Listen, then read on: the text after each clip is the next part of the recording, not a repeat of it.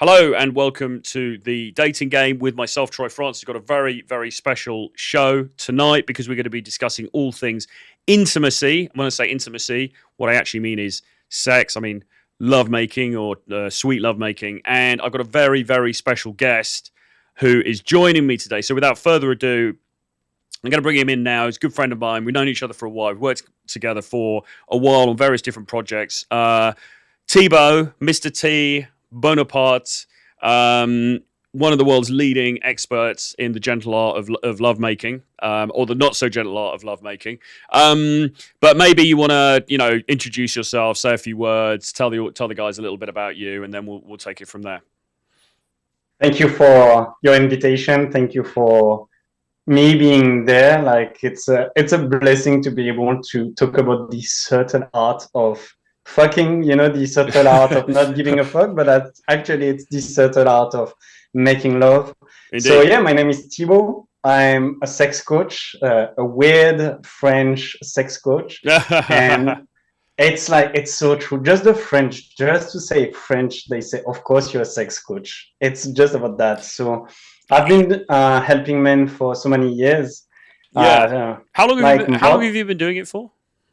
So 5 years now as a sex coach. I was a former personal trainer as well. And because of my personal story, we can get onto that later on. But I decided to become a sex coach, and it's pretty cool. I have to say it's really good, man. So how did you decide of like, okay, right, so one day I'm a personal trainer. I guess you're doing like normal, PT type stuff. And then the next day you're like, oh, actually, I'm going to teach people how to get jiggy with it. How often does that happen? It's a mix of both. So it's a mix of my personal story and also like meeting the right people. So my personal story, really quickly, I struggle a lot with my sexuality. That's why a lot of people, they're like, oh, when I talk about sex or I give advice, they say, oh, it's easy for you. You're French and you're a sex coach. But I wasn't born a sex coach, So I had a lot of struggle, actually. I struggled with premature ejaculation for more than 10 years. I was addicted to porn. I mean, like, I can talk about that openly because that helps a lot of men to think like, oh, I'm not alone, actually. And that's my mission, So I was struggling for so many years. And then I decided to change, which is the biggest step, to decide to change. So I did a lot of research and I did a lot of personal development and all the exercises, the fancy stuff, the not so fancy stuff. And then, crazy enough, is that I went to a festival and I met a sex coach. She was doing a talk. She was an Australian lady, crazy lady. Yeah. I went to see this talk. I went to see her at the end and I said, hey, look, that's amazing what you do. And she said, yeah, come tomorrow. Come to the talk tomorrow. I went to the talk tomorrow. We had an even more good time. And she told me, okay, I can see that you're dedicated. I want to teach you. I want you to become a sex coach. I was like, okay, let's do it. Sounds crazy enough. So she basically, like, she saw the potential. She was like, I could see this man is clearly born to be to be a sex coach, and it kind of went from there. Yeah. And also, like, when I shared with her my personal story, she realized that it would be such a great fit because I was already a personal trainer, so I was already used to help people, and then to realize that I was able to help even more people. So at the beginning, I coached women and men. Then I just specialized in helping men. But for me, it was a revelation. And I really found my life mission by doing it. So I'm really happy about that. Why was it that you sort of decided to focus on coaching men? I mean, presumably their problems are different, I guess. I mean, there are certain problems with this stuff that are, of course, unique to men, like basically ED and, maybe coming too quickly or not coming quickly enough and all of those kinds of things. I guess women's problems are sort of different. Did you just feel like it was a better fit for you to coach men through this stuff? Yeah, and I felt that I was more legitimate sex coach that can help men. But I know what it feels like to ejaculate too quickly. I know what it feels like to don't have an erection. I know what it feels like to struggle so much, to have sexual shame as a man, especially today, especially in our modern society, struggling with porn addiction and all of the things that we face as men. So because I was able to help myself, I thought that I really, really wanted to help men as well. And what I thought as well is that by helping men, I'm also helping women, because by helping men becoming better in the bedroom, like getting rid of their sexual shame, they can connect deeply with women. They can give more pleasure to women, share more better sexual experiences. And so everybody is happy, right? Yeah, no, exactly. I mean, because obviously women are, there's this argument as to who is more sexual, women or men, and in many ways, I think that you could argue. I don't know what I forget what your view on this was before, but you could argue that women. Okay, yeah, well, no, fair enough, but you could make the argument. I mean, women are incredibly sexual. I think just in a slightly different way. Totally agree. Totally agree. And actually, women are, when they trust you, women are much more comfortable and confident talking about sex and being sexual. Yeah. So I would go into that direction of saying like women are actually more sexual. Well, I was having a conversation with my girlfriend about this the other day, and because you've got, on the one hand, you've got this idea, well, men have got 17 times the amount of testosterone than women, so men are very driven for, right, oh yeah, I just want to go and have sex, I want to get my underwear and everything. But within that, it seems to me that women's fantasies and their sexual kind of makeup, it's so much more complex. I think with men, it's just like, yeah, she's pretty, she's got nice tits, we'll just have sex, I'll roll over and have a cigarette, have a jetan, and then fall asleep, and it's all good. Whereas with women, it's like, oh, I want him to take me to the forest and then tie me to a tree and blindfold me, and he dresses up as a bear, and there's all this kind of crazy kind of like fantasy stuff that's attached to it, which I don't think. Well, men have, I'm sure, to some extent, but I think women have it a lot more. I totally agree, and it's just look at the business of erotic literature, like how many copies of 50 Shades of Grey sold in the world. And when you get into women's psychology, I'm a big fan of David Buss of evolution psychology, and he wrote a book called Why Women Have Sex. Yes, and it's like there's like hundreds of reasons, like it aimed it down to like maybe few, like 20s. But it's crazy, as you said, like most men, we see a beautiful woman, we see a sexy woman, we're aroused physically. I mean, there was this experience where a woman will go into the street and say to a man like, hey, do you like, I really want you, can we go, I have an hotel room and come with me, we can have sex. I don't know, maybe 7 or 8 men out of 10, they said yes. Try that as a man, to go and see a woman and say, hey, do you want to have sex with me? I don't recommend to do that. Well, it was, no, absolutely. I mean, the difference was stark, wasn't it? I mean, it was something like, something ridiculous, like 75% of the guys said yes, whereas like none of the women said yes, basically, So in that sense, obviously, you could argue that men are more sexual, but in a different way. Women have this very complex, rich, it seems to me, inner sexual life. And it's kind of interesting because Charlotte, there's a girl who comes on the stream, good to see you, Charlotte. She says, it's true, I become sexually confident when I really trusted a guy.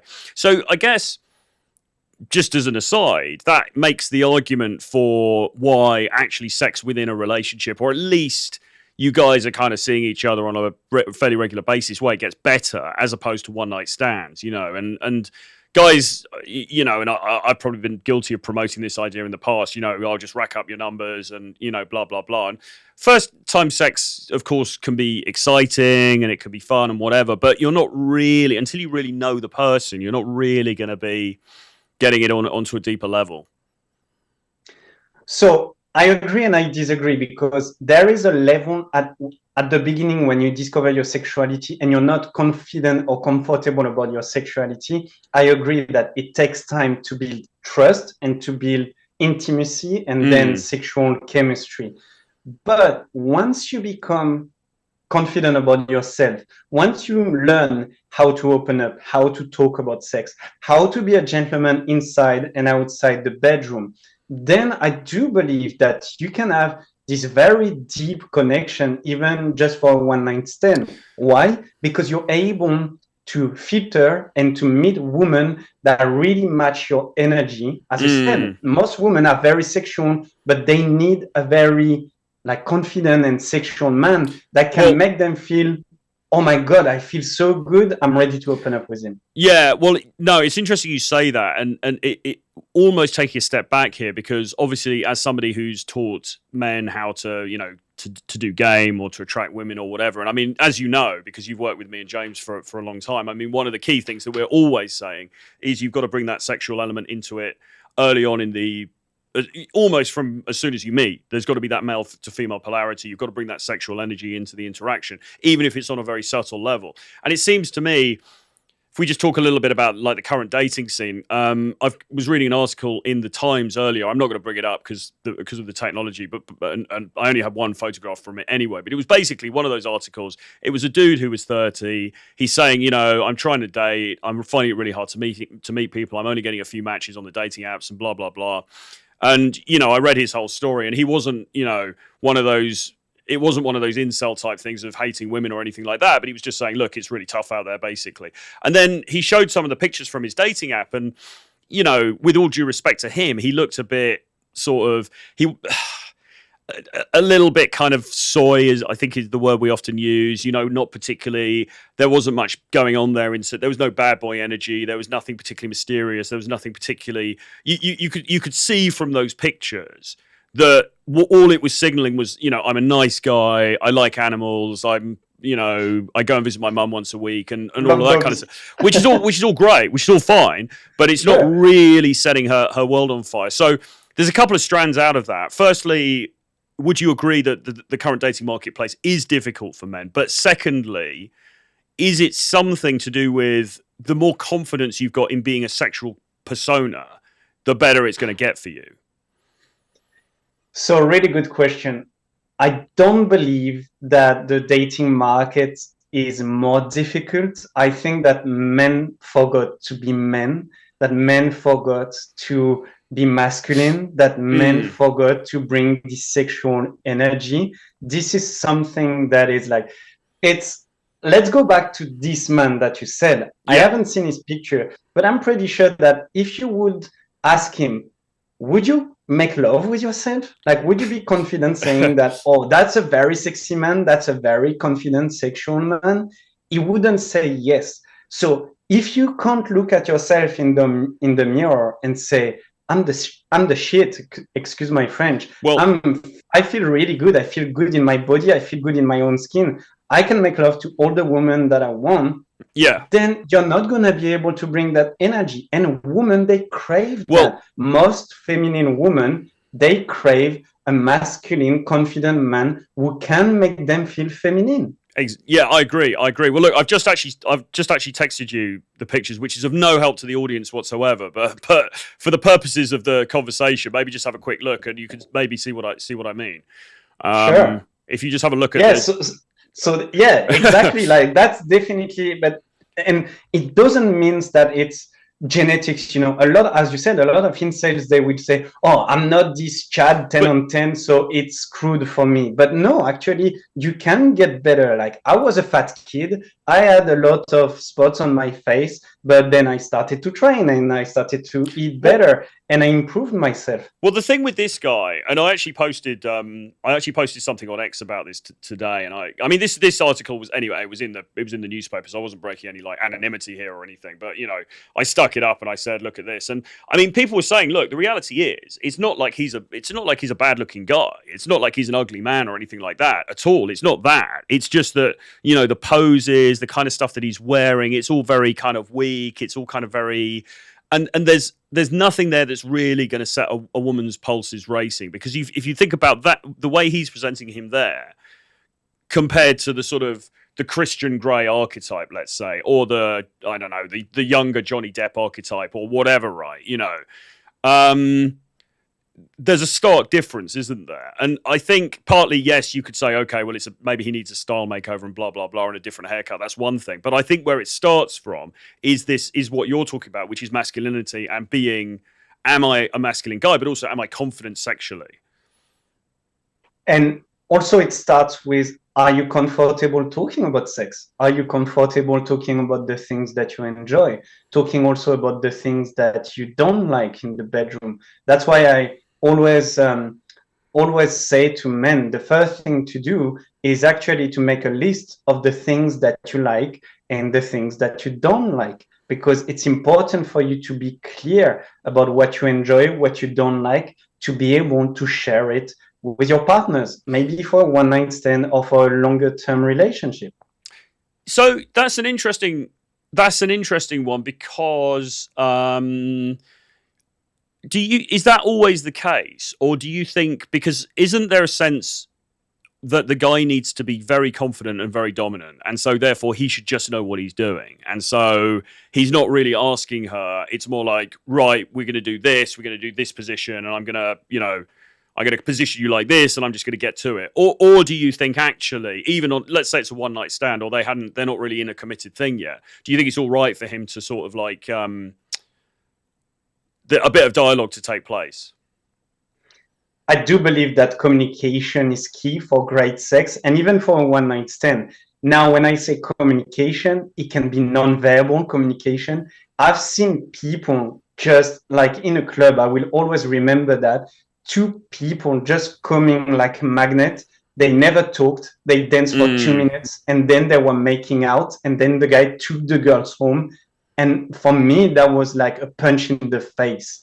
I thought, I want that. I want to learn that, because this guy was able to express himself, to express his confidence. Yeah. Now, I always encourage people, even for one night stand, unless like you go in the toilets, in the bar, and just to have a quickie or a quick shag, if you think that's something that you want, okay, fair enough. For me, that's not a recipe for great sex. It can be exciting, but that's not like the great, amazing, burning, wild sexual experience that we should all aim for, And I think that expressing yourself, and by being dominant, it's expressing yourself. When you say to a woman, you close the door and you say, now you're going to get on your fours and I'm going to drop your panties and you're going to do as I say. For me, it's communication, because if this man is able to do that and the woman is looking at him with like big eyes, like it's Christmas,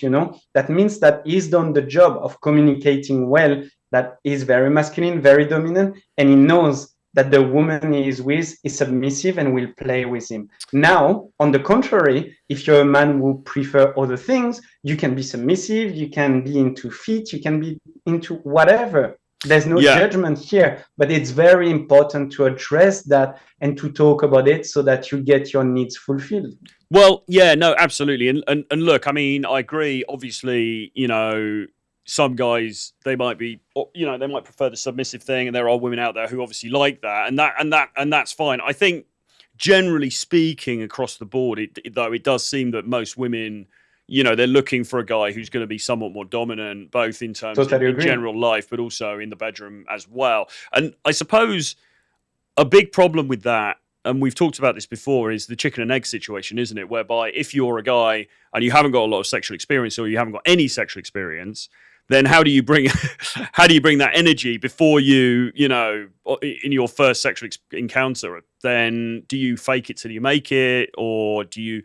In fact, actually, I did a video about this the other day, because it was from a Reddit post, and the question was, there was somebody on Reddit, and he was basically saying, look, I haven't had sex before, or maybe he'd had sex once, or he was a virgin, and he said, I'm getting really close to this girl. Do I tell her that I'm not experienced, or do I just not tell her?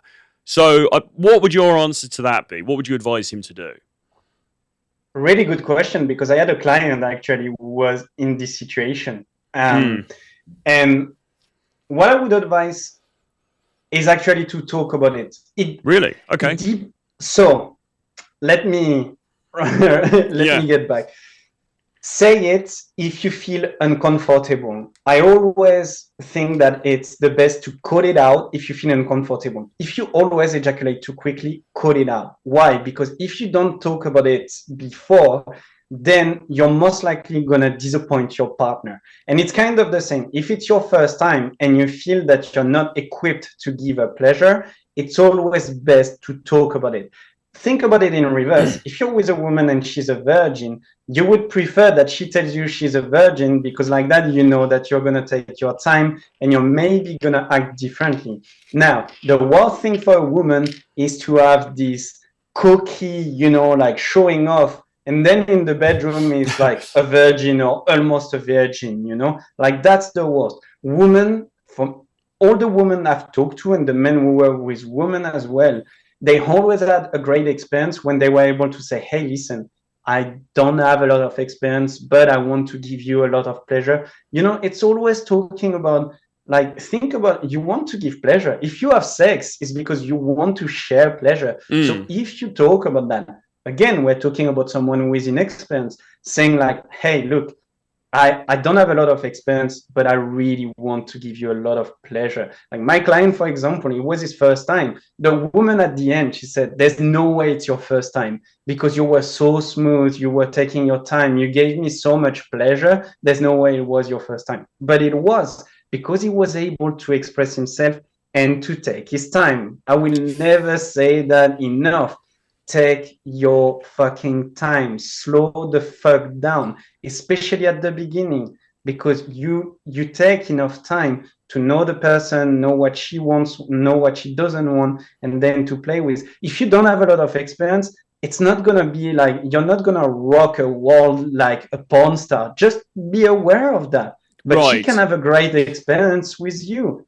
So no, that's really interesting, because I have to say, I think my advice, I think I came down on the other side. I basically kind of said, just kind of wing it and fake it till you make it. And the reason I said that, I think there's arguments for both. The reason I said that, and maybe this is me being overthinking it, but the reason I said that was because I think that women, generally speaking, we kind of understand that women tend to like a man who's got experience. They tend to find that idea attractive because of pre-selection, but also because he knows what he's doing and she wants to feel like she's going to have a good time. I mean, obviously, I do, though, take your point. If she's led to think that she's going to have a great time and then it's not great, then that's going to be a net negative for her. But it's a really interesting one. But maybe the thing that I didn't take into account is that I think sometimes we can think that women are going to be sort of, and sometimes they are, but maybe not always, that they're going to be so hyper judgmental that if you do one thing wrong, she's just going to kick you to the curb. And that's not necessarily true, is it?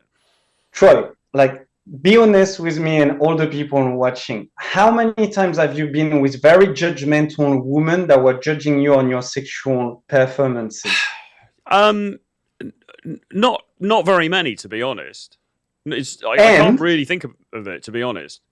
And when you were with this type of woman, I've been, and it was maybe like 2 or 3, I realized that they were not the woman I wanted to be with. So, okay, the experience was shit. Maybe she was judging me. But then I was like, okay, if she's judging me for that, I definitely don't want to see her again, and she's not the right one for me. Yeah. So for me, it acted as a real good filter. Now, I totally agree with you. Most women, they want a masculine man. They want a man who take initiative, who is good in the bedroom.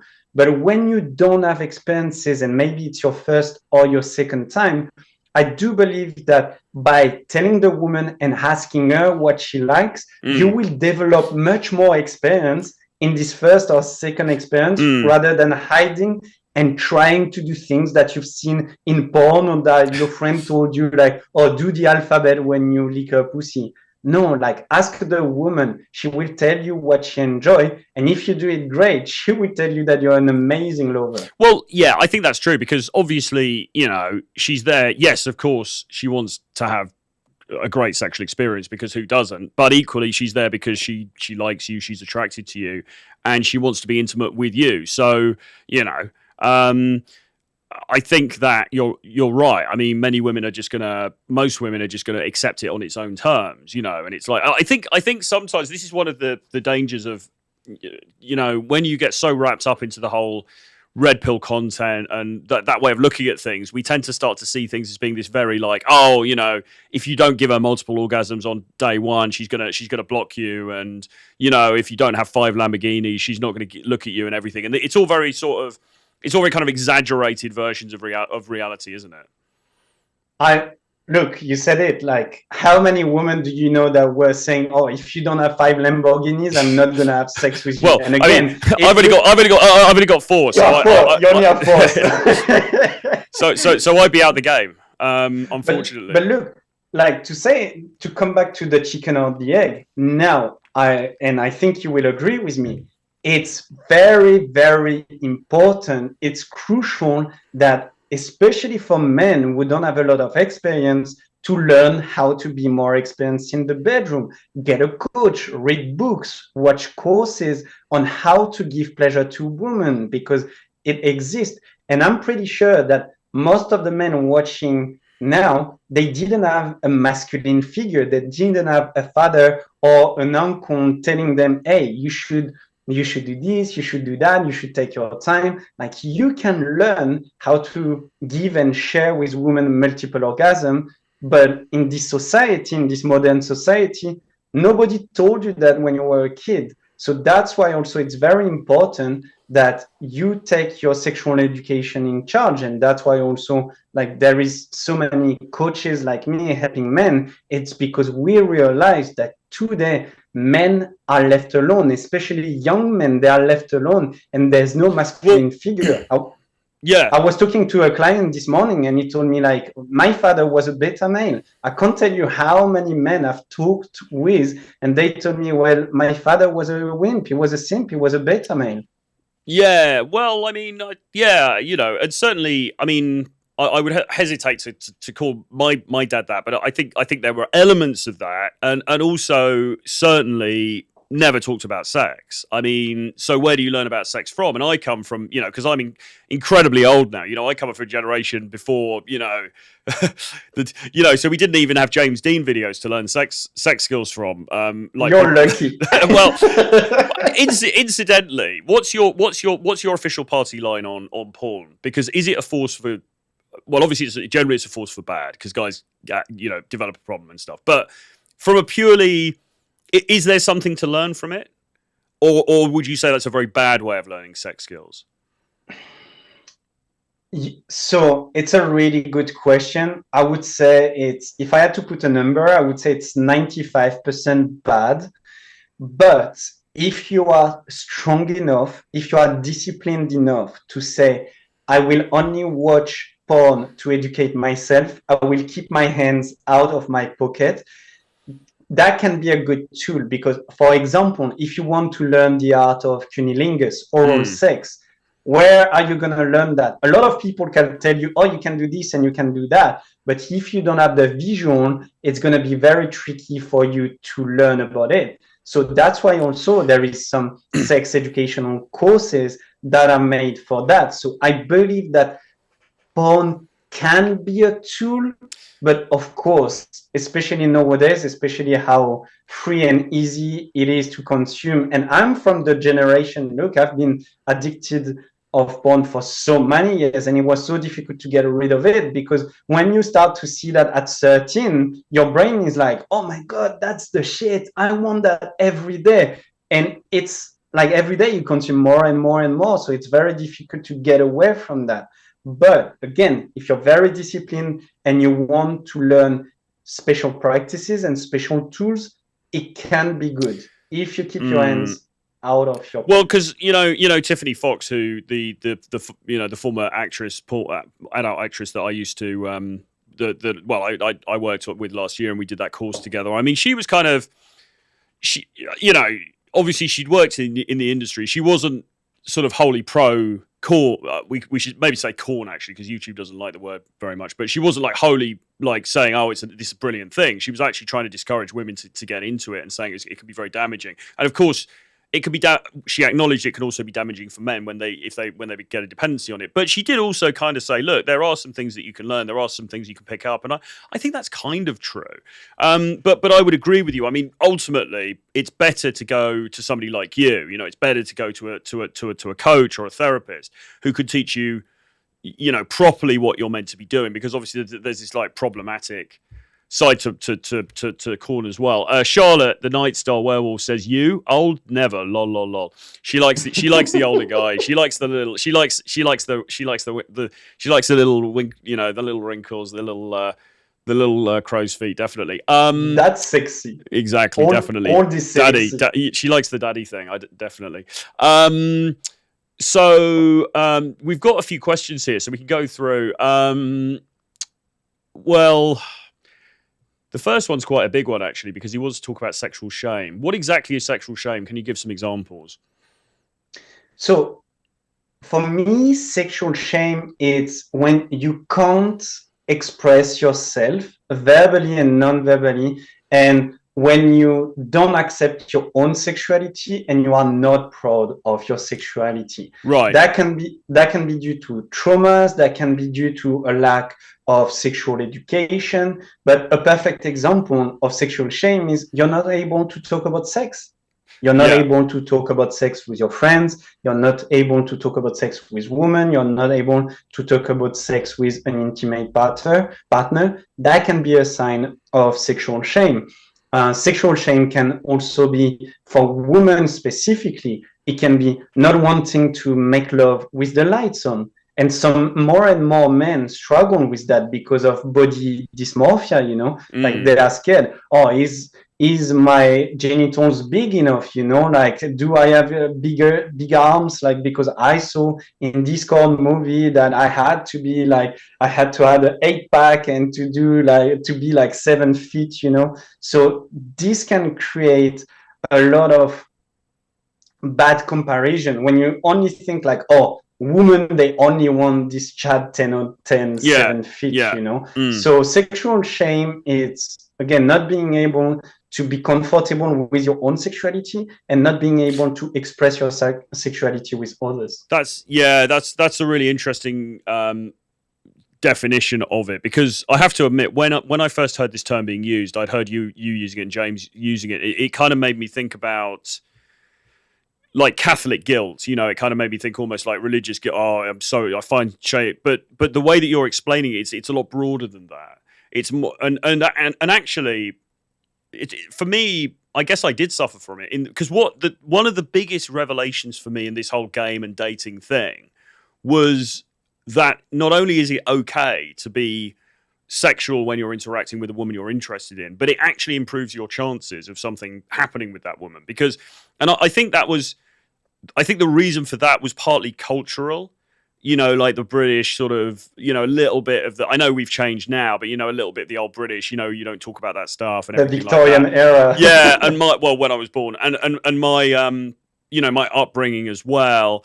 And also just this sense that, oh, if I say anything I think there's also fear of risk as well, actually, because if I say anything that's vaguely flirtatious or sexual in front of this girl, then she's going to know that I'm interested in her in that way, and then she might reject me, and that's going to be painful, and I don't want to risk that. But of course, what you learn is you have to lean into that risk, because the truth of the matter is you do find her attractive, you do want to be intimate with her, and okay, yes, she might reject you, but like you need to at least put it out there, because she's unlikely to do it for you and you end up in the friend zone. So, like I said, one of the biggest things I learned, one of the biggest things I suppose I had to overcome, was the shame of being a sexual person in the presence of a woman that I was attracted to, even though that might mean I risk getting rejected by her. And once I got over that, and then what I realized was, actually, when you're sexy, you're flirty, little bits of touch, you know, the eye contact, dropping in a little sexual innuendos, that massively spikes up your chances of something happening with her. And I think part of the reason for that is what you referred to before, because when she's with a guy that she can feel confident with, because he's open sexually, then she feels she could be open sexually. That's when stuff starts to happen, you know? And that was a massive revelation for me. Men need to realize that women, they won't talk about sex if you don't do it in the first place. Now, like, you hear a lot of women, most women. I always go back to one, like, being more specific. Most feminine women, yes, they want polarity. Most feminine women, they want a masculine man that will take the lead, that will do the approach, that will lead for the first date, and also who will lead to talk about sex. Now, as you said, in a calibrated way, in a respectful way. But I see so many men who tell me, oh, I'm too scared to talk about sex because of Me Too. I'm too scared to talk about sex because if I go overboard, then I'm going to be seen as a creep or as a weirdo, or I'm going to get canceled on Twitter. Guess what? 9 feminine women out of 10, they want you to talk about sex. Why? Because they crave it. They crave to meet men who are confident talking about sex and who are still respectful. The dark gentleman, the sexy gentleman. That's what most feminine women want. So if you're not able to talk about sex, as you said, you put yourself into the friend zone. Yeah. And a lot of men, they are like, oh, but I'm waiting for the signs. It like you're thinking reverse. Yeah. You have to push it a little bit. As you said, you have to go a bit beyond your age, as David Deida said, and you have to be ready to take a little bit of risk, because when you take this risk, you realize, oh, she's into that. She's ready to dance. She's ready to talk about sex. Yeah, yeah. Well, I mean, one of the things I remember reading early on in the days of learning about dating skills and game was, you know, you want to be she will put you into a category depending on the way that you act. So if you act as the kind of sexual guy, the sexually confident guy, she's going to be like, okay, right, he's one of those guys. And she puts you into that box. If you are the super shy, super serious, you know, the conversation never goes near anything like that, she's going to then put you into that box. And if you're in that box, then just by definition, it's going to be harder for her to, it's going to be less likely anything's going to sexually happen, because for a start, she's unlikely to make it happen herself, because she's going to want the guy to make the move in most cases. And secondly, I think one of the things that women hate more than almost anything is feeling awkward, you know? And yes. It's like, oh God, this is really cringy, this is really awkward, and blah, blah, blah. And if you present as the guy for whom sex is, well, and another important thing actually is being judgmental around sex as well. I think that's an absolute no-no. Like whatever she says, you know, she says she's into some crazy kind of thing on the date, you're just like, oh, okay, cool, interesting, right? You know, no judgment at all, because if you're judgmental, and this is one of the, again, you know, you're watching all these shows and they're talking about, oh, women, they're all these, you know, they're this, they're that, blah, blah, blah. If you take on some of that and you're communicating that, that's a very bad look, because again, she's not going to want to open up to you sexually when you're judgmental of her. And you know what's it's funny? It's like these people that say, oh, like she's into this, she's weird, and then like 6 months later you learn that this person was into something like 10 times more kinkier. And look, I don't care, you can have all the kinks that you want. I'm a sex coach, my job is non-judgmental, okay? But as you said, like some men, they do the mistake of being too overboard into the Andrew Tate, you know, manosphere, and be like, oh, she has to be into a box. No.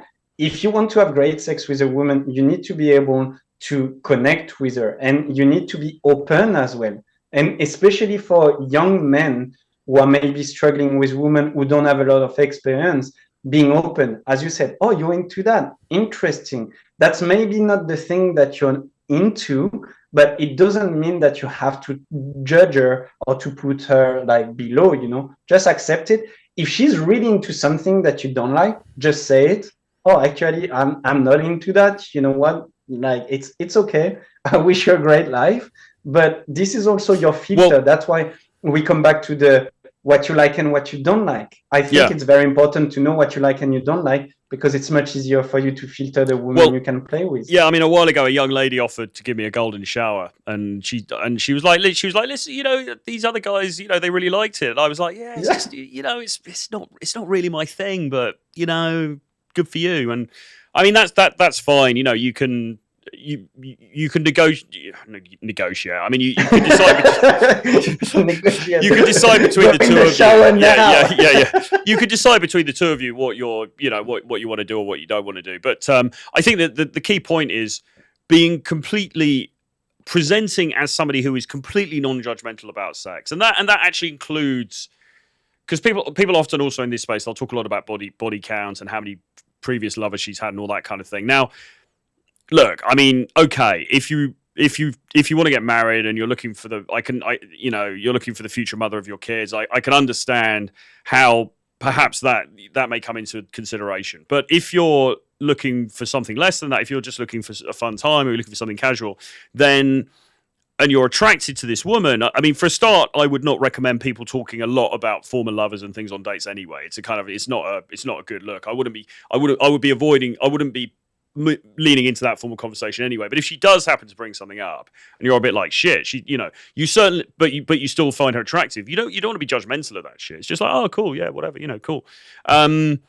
Because otherwise you're just gonna, you're just gonna put yourself out of the running. And if you imply that about women, then again, she's gonna close off and she's not going to be open to you, and then you miss out on what could have been a great experience. You don't have to marry this woman. It's just maybe you just want to have some intimate time with her, right? Totally agree. And I do believe, like, look, body counts, we can go into that, but it's when you're here in the media, it's either you meet a woman who had like 3,000 partners, or she's a virgin.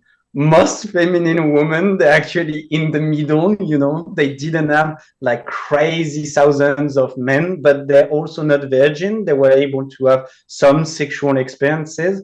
And I would argue that you actually, as a man, most men prefer to have a woman with a bit experience, because for the men that I've talked to and who had the experience of being with inexperienced women, it wasn't great. It's the same for women who've been with inexperienced men who are like too shy to do things, and they're like, well, what do we do now? It wasn't a great sexual experience. So I agree with being not judgmental, but at the same time, to answer to the sexual shame question, be unapologetic.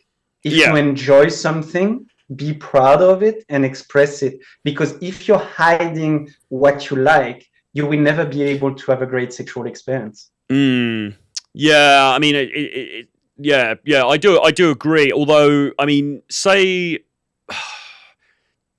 I don't know. I mean, I'm just thinking. It doesn't mean that you have to express it straight away, But if there is something that you really do enjoy and that you feel that it's feeding your sexuality, at one point you're gonna have to address it and to find women or partners with whom you want to play this game. Yeah, absolutely. Yeah, I was going to talk about this. If a guy happens to be on the more submissive side of things, like how open should he be about that? Because that's going to put some women off. But then on the other hand, if that's what he's looking for, then it's a good filter, because he's looking for a more dominant woman. So I guess it kind of works itself out, right, in the end.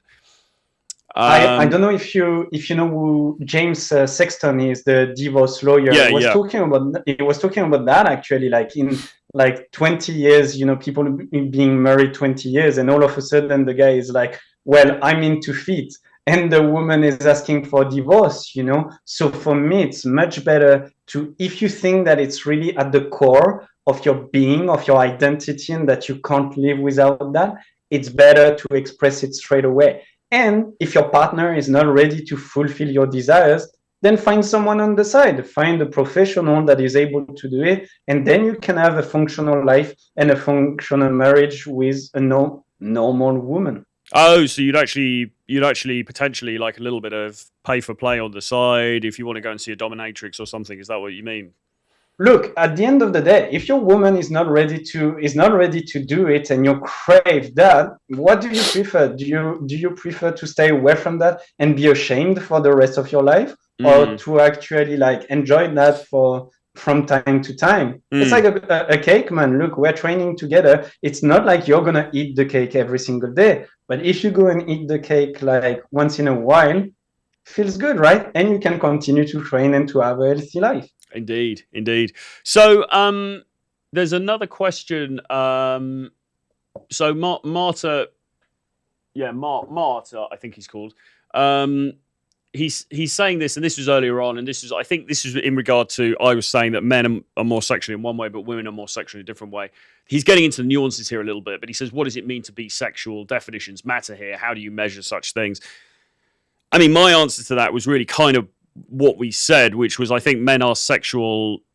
I mean, because men have much more testosterone, and that, I believe, as much as I understand it, I believe that's kind of the driving force behind desire. So men are much more like geared to, right, I just want to go out and fuck. I want to go and have sex. and women are to some extent, but perhaps to a lesser extent. But I think women's sexuality expresses itself in a different, and the other thing expresses itself in a slightly different way. But the other thing as well, as we know, is that once a woman is comfortable with you, and once she is kind of on board, often their sex drive then goes through the fucking roof. And you're like, oh no, man, I just want to. And you can stay there for a long time. Yeah, that's and you're just like, oh no, you can stay there for a long time. You're just like, oh no, I just want to watch Netflix and eat a, yeah. and she's like, no, we need to, let's go again. You know, been there, done that. yeah. So, but they just take a bit more warming up, I suppose, or they got to feel comfortable with you, or it's got to be the right guy, or whatever, right? My sex coach used to tell me men are like fire. They're very quick to ignite, but also very quick to like settle down. But women, they're like water. They take more time to boil, but once they boil, they can boil for a very long time. Also, something that it's absolutely key to understand if you want to be sexual with women and to escalate and to talk about sex openly is that women love sex mentally, emotionally. Like if you talk right about sex, you can make a woman wet in her panties, you know, just by the way you describe what you want to do to her, just by the way you talk, the way you look at her, the way you show your masculine energy, that can turn on a woman. And most of the time, if you do the job right of arousing, exciting women mentally, then in the bedroom, they will do everything that you want. And even more, as you said, it's like, oh my God, I didn't know that you were such a goddess in the bedroom, you know? So for most men, it's very difficult to understand that because like, oh, like, it's not just visual, it's not just physical. But once you understand that if you talk about sex rather than showing, it's like the dick pic, man. Like all men, they think like, hey, I showed you my cock. You must be excited. Well, no, she would prefer that you talk about your cock being so hard right now because of this conversation that you have rather than you showing it to her. Well, yeah, I think for women, from what I've observed, the build-up is very important, and I think talking is important. And you know, I'm sure this is something that you teach students, but you know, talking dirty and how to sort of talk dirty to her, I guess both before and during the act, but in a way that is sort of not cringe, right? I mean, because you know, and I don't think it has to be authentic. Yeah. It has to be authentic to you as a person, right? Yeah. Totally, yeah. And that's something a lot of men, they ask me, but how do I do that? How do I express myself being authentic? Read, watch movies, because again, we go back to the lack of role models. You never had a father teaching you how to talk sensually, how to escalate like in a calibrated way. So watch some men that you find very masculine, very respectful, and at the same time, very sexual. For me, I'm thinking Daniel Craig, Craig's Ferguson, this type of men. But for others, it's going to be James Dean or it's going to be Sean Connery, you know. But if you learn from role models and if you start to really have fun as well, that's something. So one key component that I teach for escalation is the 3 levels of escalation. With shy women, or if you are inexperienced, you want to talk about sensuality, about things related to the body, to dance, you know. But then the second level, and for me, it's my favorite, have fun, make innuendos, you know. Oh, what's your favorite fruit? Strawberries. That's a very naughty fruit. Tell me why you love strawberries so much. And then the third level is actually to talk about sex openly. So tell me, what do you like in the bedroom? How do you enjoy a man to behave in the bedroom? Do you prefer a more dominant man or a more submissive man? And you play with that. But it's really important to calibrate with the woman you're with, but also with yourself. Yeah, exactly. No, I completely agree. So earlier on, Charlotte actually said something else. I was curious about if a woman should, and we kind of covered this actually. I was curious about if a woman should tell the guy that she's a virgin. Most men usually run away from that when they find out that the girl is a virgin. And I would, funny enough, agree. And this is sort of counterintuitive with a lot of stuff that you hear in the manosphere, because in the manosphere, people are, oh, she's a virgin, you know, she's like, you know, blah, blah, blah.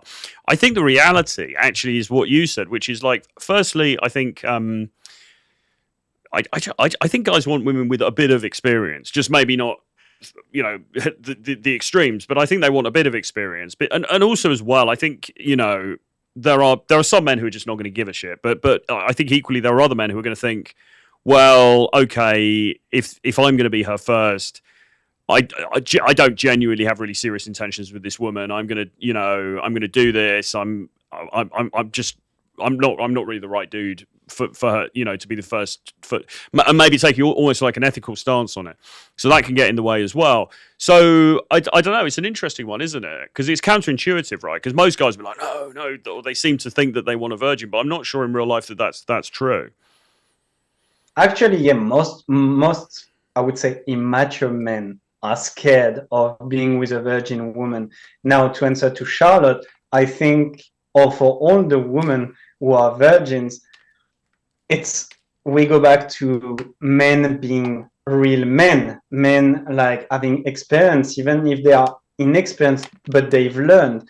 It's very important for this woman to feel that they can trust the man they're with, but also that they can trust that he's ready for it, that he's a gentleman, but he's mature as well, that he's going to take his time, that if she feels pain, that he's going to stop, but at the same time, that he knows what he's doing. I can tell you that I coached some clients who were actually, like, I remember this client telling me, hey man, like, she just told me that she's a virgin, what should I do? And so I helped him, and they had her first time, and she cried, and she was like, I couldn't believe that it would be so good. Everybody told me that it would be painful and blah, blah, blah. But it was amazing for her. Why? Because she was with this great masculine, dark gentleman man who knew what to do to take his time and to be there for her physically and emotionally. And the first time for a woman, it's almost not about the physical part of it, although it can be painful, but it's about the emotion and the mental part of it. If she can trust the guy and really fully let go emotionally with him, it will be a great experience. Yeah. No, good stuff. And then Young Gun says, what are the top 5 masculine traits, characteristics in your opinion? Very good question. So if we're talking about sex, like masculine sexual qualities, I would say, of course, confidence. But a lot of people, they say, oh, what is confidence? It's, first of all, the way, your body language. Yes. Like, no, first of all, actually, it's self-love. Do you look at yourself in the mirror and say, I love myself, I'm the shit, I can have all the women that I want in my life? If you can do that, for me, you're very masculine and very sexual. Then it's showing this energy to the woman. When you walk into a room, are you hunched? Are you scared of looking at people? Or are you actually standing tall? Are you happy about being there? Can you connect with people? Not just with women, but with everybody. Like the look, you know, I know that you love talking about like eye gazing and how you can train eye gazing, and I'm totally up for that. Top 5 masculine qualities. Well, so I mean, I've just done a load of like videos and stuff on all this kind. I mean, there are so many different things you can say. I mean, I think there is some sort of like, I mean, like dominance is, I think, is one. How you define dominance? You know, are you? I would say leading. Yeah. Okay. Yeah, leading the converse, because dominance can be seen as scary for some women, but also some men. But dominance is about being a leader. It's about you going into the room. Hey, I chose you. Hey, I want you. Hey, I'm ready to give you a great time. For me, that's leading, and most feminine women, they love that. Yeah, absolutely. I mean, there are some other things. So Mystery Mystery, famous from the book The Game, and then the Mystery Method. Back in the days. Yeah. Back in the old Troy. Many years ago. Although he's just being interviewed by Mike Sartain, I think, is interviewing him with Rollo Tomassi, and I know Fresh and Fit want to get him on, and you know he's doing some more stuff now. But he talked about, so a number of things he talked about was being a leader of men. Okay, so it's not just about how you are with women, but also the men around you as well. Are you somebody that people take seriously? I was talking to a woman actually who works with Pearl, and she was talking about her boyfriend or fiance, you know, like their serious relationship. And she was saying one of the things that initially attracted her to him was the way that other men around him acted. You know, they respected him, and she really liked that. So that's an important thing. Then there's pre-selection, which is, do other women find you attractive, or would it seem like other women would find you attractive? Then there's this idea of being like protector of loved ones. So, you know, if the shit hits the fan, are you going to be there to step in and sort of... Very important. Yeah. I would add something that it's the key. And I realized that later on in life, but authenticity. If you don't care about what people think, if you dance like nobody's watching, that's when you're gonna actually have people attracted to you naturally. Like if you see, and what you were saying, leading men. So when we think leading men, we think, oh, I have to boss men around. But I remember back in the days, I started my seduction journey, and I met a man who was so magnetic through his humor. We were like 4 or 5 guys around him, and he was always cracking jokes and having fun. And we were looking at him like a god. And I remember when we were looking at him like a god in a social environment, then women were just like coming around and be attracted by him, not because he was talking to the woman, but because he was talking to us. We were attracted to him with his humor, with his presence, with his authenticity, and women found that absolutely sexy and attractive. Yeah, absolutely. Yeah, for sure. I mean, I think the more socially dynamic you are, the better, whether it's with women or men, really, and ideally both, you know. You know, this is very tricky for people who class themselves as introverts, although, you know, I would kind of class myself as an introvert, and I certainly always, you know, I was very shy and everything. You can change, it takes work, but you can force yourself out of your comfort zone. I mean, would you say, just out of interest, on a game level, would you say you have to be an extrovert, you have to be the life and soul of the party in order to attract women, or not? Because I think actually you don't. There are different ways to make it work, aren't there? It depends on the woman you want to attract, because if you want to attract a very like extroverted woman, you're going to have to go out of your comfort zone, because most extrovert women, they're not attracted by introverted men. Now, introvert men, if they are seducing other introvert women, it will be easier for them to connect with this type of woman. So it really depends on who you want to attract. Again, it's like, I'm sorry, but I'm gonna say it, excuse my French, but if you're really fat and you're really into skinny, like fit ladies, well, most fit women, they won't want to be with a guy who's out of shape, who is not taking care of himself. But if this guy is going with a less fit woman, there is more chance that he will be able to connect with her. So it really depends on that. But if you want to have the most success, if you want to have the most opportunities, you should work for being the best version of your best self. Socially, health-wise, mental health, physical health, spiritual health as well, working on controlling your emotions. Like you hear all these men, like all women, they love dramas. But how many women, they complain that men, they're always angry, they can't control themselves. So also learn, like being a man, being a rock, is also like learning how to control your emotions. So as you said, when shit hits the fan, you're not going to be running around like a headless chicken. Like, you know that you can control yourself. Yeah, it's very important. It's very important. SJ says, Troy Francis, how are you keeping the Riz while off the market? But that's the Riz. That's when you're off the market that you get more Riz. That's well, you need when you're off the market. Ideally, well, theoretically, you need more Riz, don't you? Because like you've heard the argument, when you're in a relationship, you actually need more game than when you're not. I mean, what he's referring to, I've sort of reunited with an ex of mine, and we're sort of, we're together, and obviously it's fairly early days, but we're taking it forward, and great, which is all great. But I don't know, man. I've been in the trenches for so long. I think my Riz is bulletproof, to be honest. I think it's. Look, on that point, like, and if we're talking about long-term relationship, most men, the mistake that they do, they think I bagged the girl. Yeah. Like, I got the girl, and now I can stop to seduce her. Yeah. Wrong. If you do that, you're out. Like seduction would be who you are. That would be being authentic. Like if you stop to compliment your lady, if you stop to take her to the restaurant, if you stop to spend intimate time with her, she will think like, well, it's not a lover anymore. It's just a friend. I don't want a friend. I want a lover. I want a partner. So it's very important to always keep in mind that if you've been seducing her in the first place, continue to seduce her again and again. And that's what keeps the relationship healthy and alive. So many men, they ask, what's the secret to keep a relationship alive? And they think like threesome or BDSM.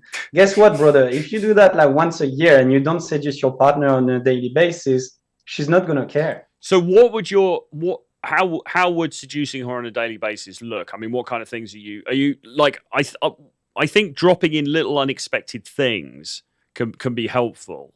Doing little things. I'm not talking about simping for her or buying her gifts all the time, but you just doing little things, maybe that she doesn't expect. What would your thoughts be?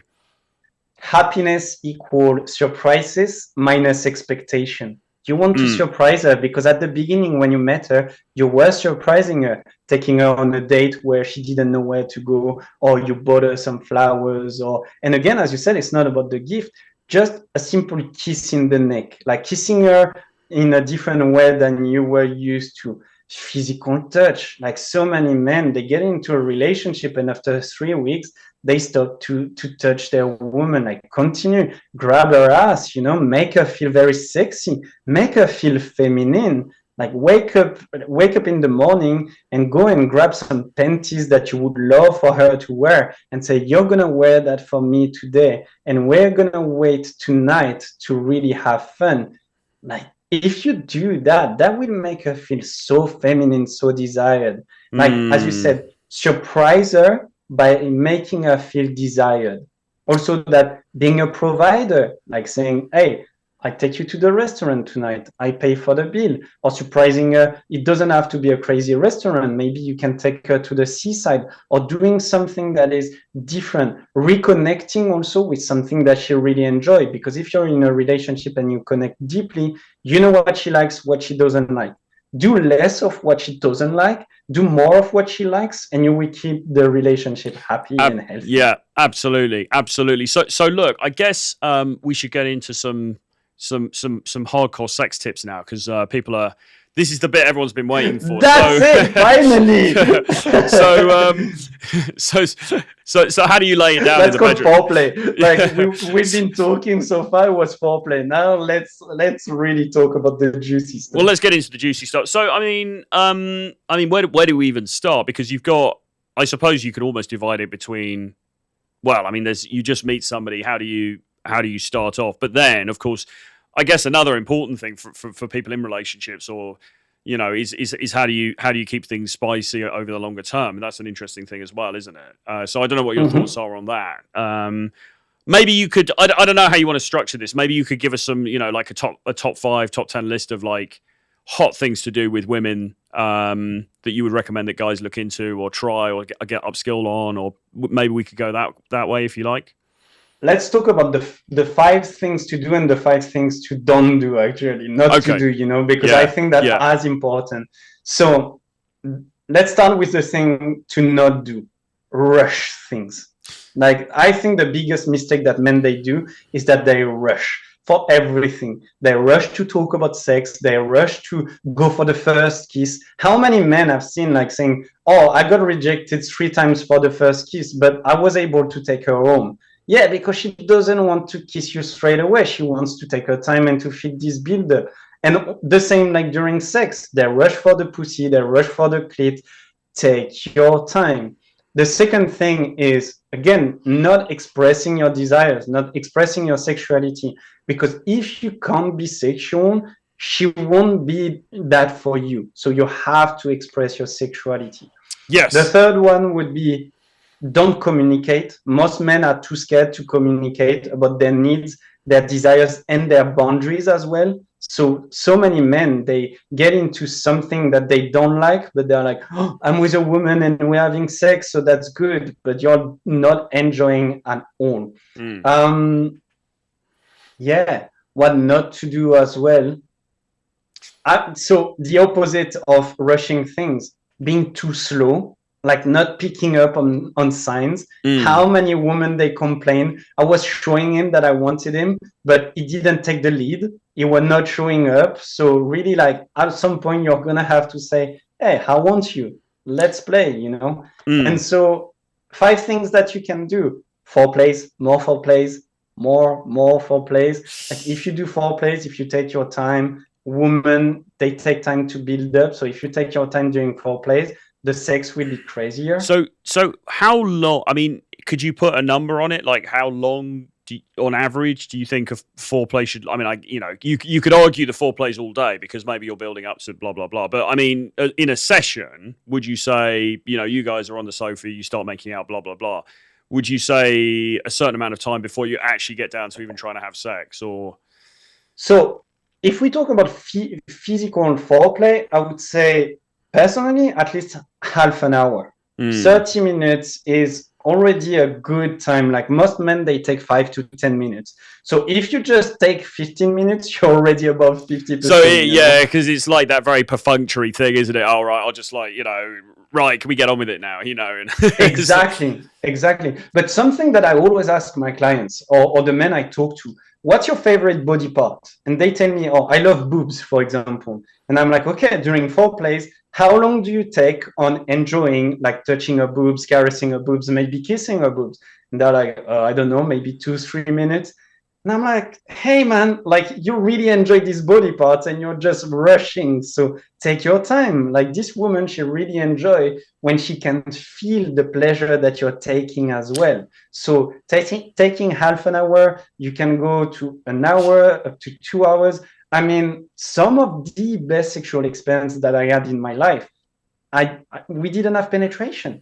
We were just playing, fooling around, like doing oral sex and massage and caress. And that was amazing. So I think that most men, they need to stop focusing on the penetration as the graal, as this amazing thing, because it's the full sexual experience, especially for women. Like women, they will never tell you, oh, my best sexual experience was when he took me missionary for 15 minutes. No, they will tell you that that's when he made me feel like a woman. That's when he took like 2 hours caressing my body. That's when after the sex, he went to the kitchen and he brought me some water and some fruits. And I felt like a goddess. Yeah. No, exactly. I mean, sorry, I lost my thread then, but something that I'd try like to. But equally, there are times when the woman's just really horny and she does want to just get down. Like sometimes she does want to just get down. Yes. And she wants to get to the penetration. So. But when it's like that, actually, I would say make her wait. Like that's when we talk about being dominant and be very masculine. If she's begging for it, make her wait 5 more minutes and you will see like how, of course, like you don't want to make her wait an hour unless you're into orgasm denial, which is something really, really funny and good to play with. But again, bringing this masculine energy of saying, I'm going to make love to you when I want. You're going to come when I want. I'm going to take you in this position when I want to. Most women will look at you like, wow, this is so sexy. I don't care about what you do next. Just the fact that you bring this energy and that you're leading me into this experience is super, super arousing. Yeah, absolutely. And I think teasing her as well, like, you're sort of preparing to, to penetrate, but maybe you're rubbing it up against her or whatever, but you're not actually doing the act yet. That kind of thing, keeping her guessing, I think is can be very powerful as well, right? We go back to the build-up. The more time you take for the build-up, the more time you take to arouse her and to don't penetrate her straight away, to don't rush into things, the more, first of all, the more she can take some time to be ready, because a lot of women, they need to take time to be ready to be penetrated. And the more you wait, the more she's building up this anticipation, this craving, this desire for physical intimacy, for physical connection. And then it's even more powerful for her. Yeah, for sure. So in general, I think taking the time, and also as well, I mean, like you said, just the play, the exploring each other. I think there's a Enjoy. I think there's a Enjoy that. I think a part of it mentally as well is being in the moment, all right, and just being in the moment and just enjoying it moment by moment. And it's easy to not be like that because we get very in our heads. And I mean, we could talk about erectile dysfunction and these other things, but I think part of that is probably because we start to get in our head and we're like, oh shit, now what if I can't get hard, or what if this happens, what if that happens? But if you just stay very focused in the moment and in what you're experiencing with her in that particular moment, then that works very well, it feels to me. Breathing. Let's talk about breathing. That's so important when you want to be able, if you suffer from performance anxiety, be it erectile dysfunction or premature ejaculation, breathing deeply, doing some deep breath meditation and exercises will really help you to be more into the present moment, to be more relaxed and to enjoy more. What I find really, really sad today is that most men and most young men, they're scared of sex. When you think about it, sex is this like the best pleasure for free. When you think about it, for me, it's like one of the best pleasure in the world that you can get for free. And yet so many men and women, they're scared about it because they're not able to express themselves and because they had bad experiences in the past. So being able to go back to the present moment, also being conscious that you don't have to be perfect. There's no perfection. It's going to be messy. It's going to be funny. There's going to be some fuck up, but that's actually what makes for an amazing sexual experience when you have fun and when you're like, oh, that was weird. This position is weird. Should we change? Oh yeah, let's change. And then you can have fun with that and you connect on a deeper level, and it's such an amazing experience. So, in terms of positions and trying different positions and different things, I mean, how important would you say? I mean, I wouldn't want to put an exact number on it, but I mean, do you think there's value in working through and maybe doing some unexpected things during the session in order to, like, maybe if there's a few positions that you're sort of like you would frequently use, maybe next time it's like, right, let's mix it up. Well, I'm going to mix it up. I'm going to do something different this time. Or in a different place, in the apartment, or like in a different location, or with her standing up, or whatever it is. Remember what you asked me, like, how do you keep the relationship like healthy and happy? Happiness, surprises minus expectation. It's the same with sex. It's good to learn the erotic map, what she really enjoyed, the type of erogenous zones where she really enjoyed to be touched, or the type of positions that she really enjoyed to have an orgasm.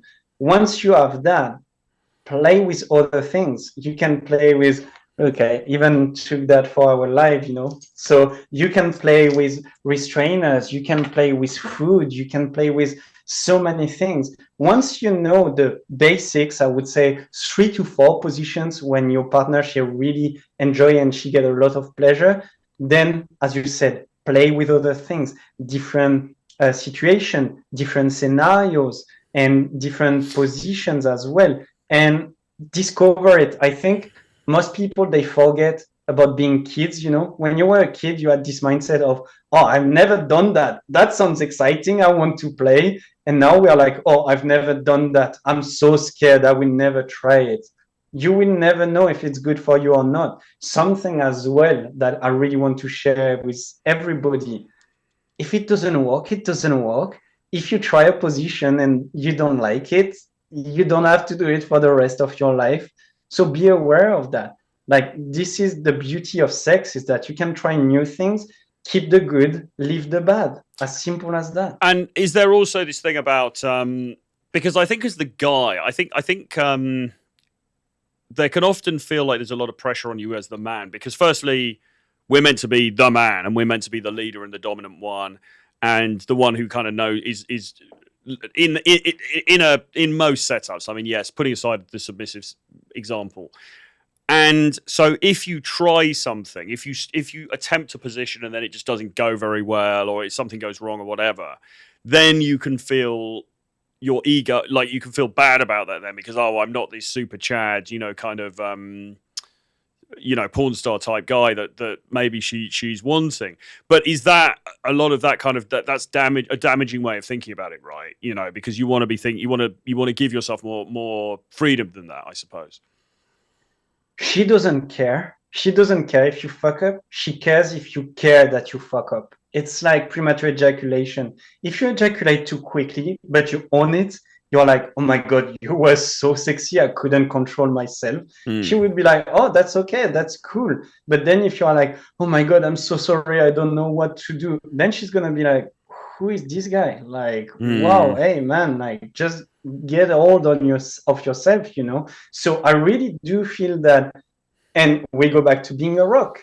In a weird situation, how can you control yourself? Can you control your emotion? Can you be dominant and say, hey, you know what? Like, that's too weird. I don't like it. Let me put you on your fours and we do doggy and I'm good with that. Then she's going to be like, yeah, I follow your leads. Like, I like when you're dominant and I like when you lead. But then if you're like, oh, that's weird, what should we do? One of the worst things you can do is ask her in a very, as you said, soy boys, like, simple way.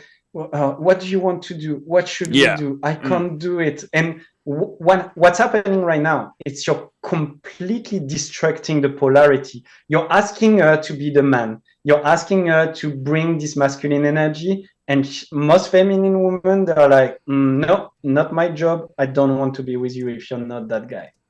So it's better to attempt bold moves, and maybe if they don't work, just play it off and just be confident. Or just be like, okay, well, we tried. Put it out. Yeah. Exactly. Hey, we tried. I'm bad with handcuffs. The next time I will learn.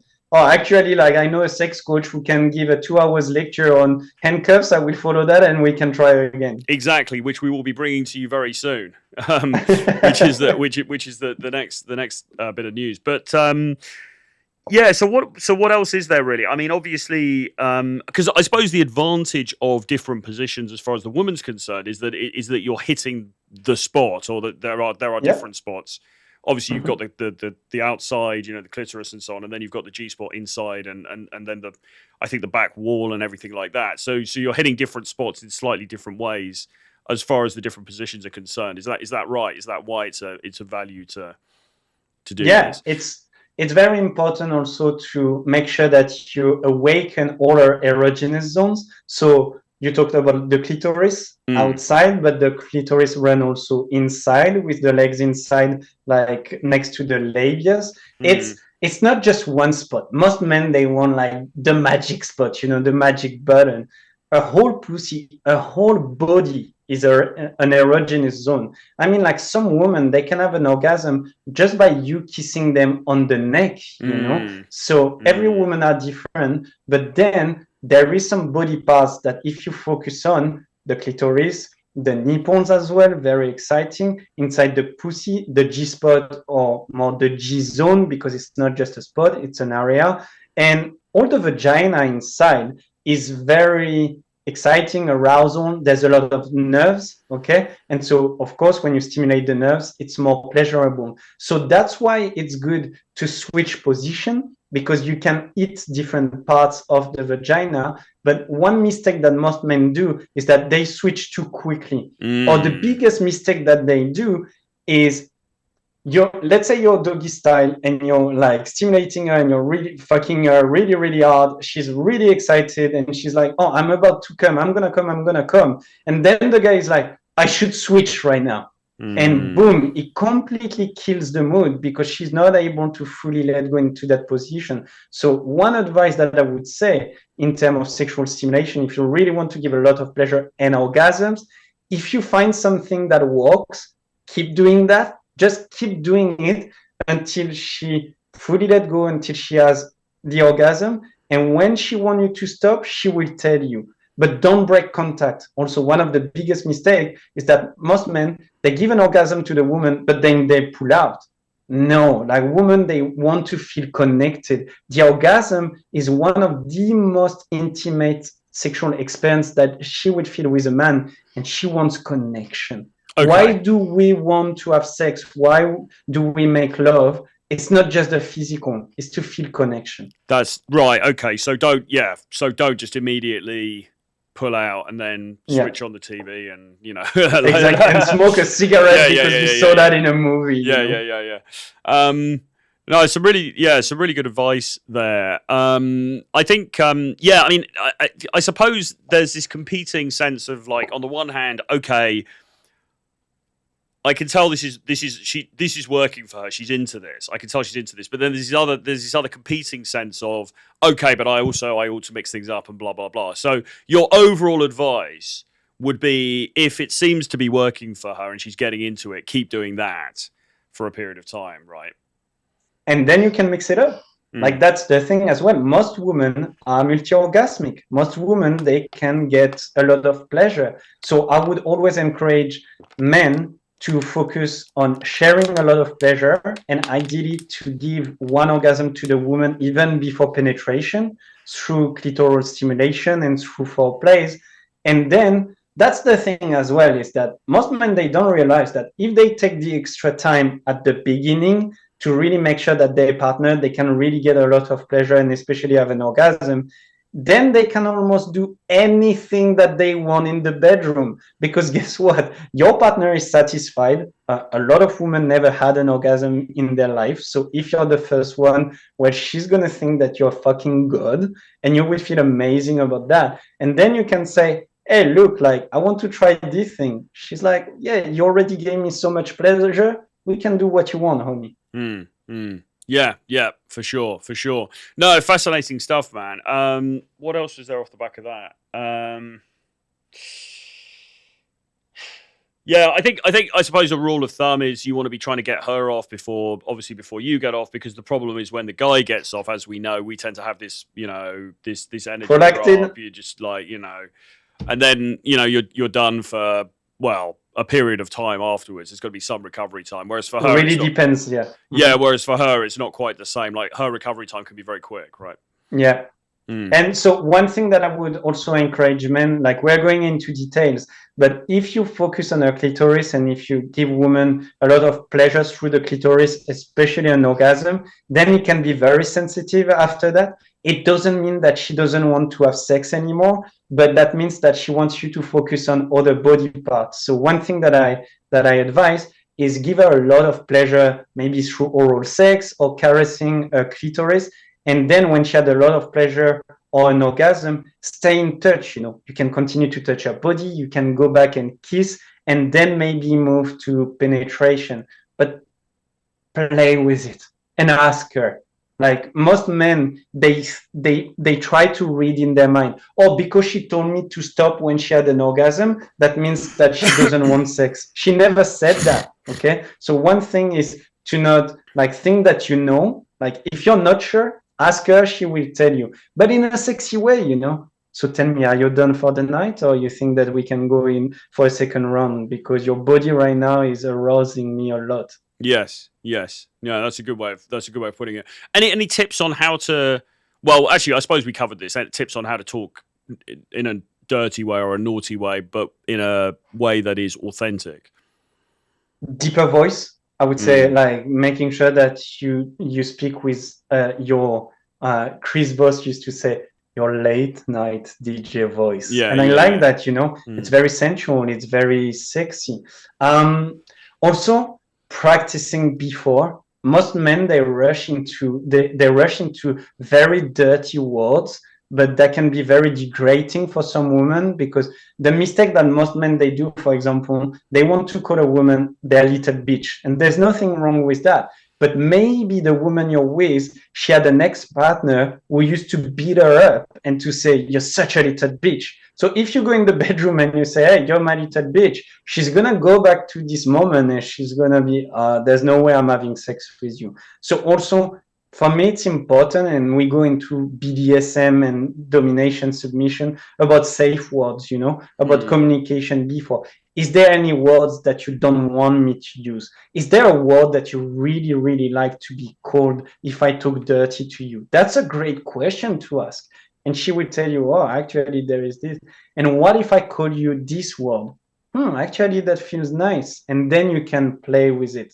Again, I would, sometimes I would agree that you can use awards if that comes to your mind, but know that you can be into tricky territory when you do that.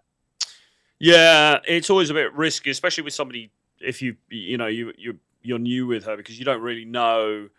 And I suppose with a new partner, all of this stuff, it's a learning experience because women are all somewhat different. And I think it even talks about this actually in that David Buss book. Actually, it's like you can't.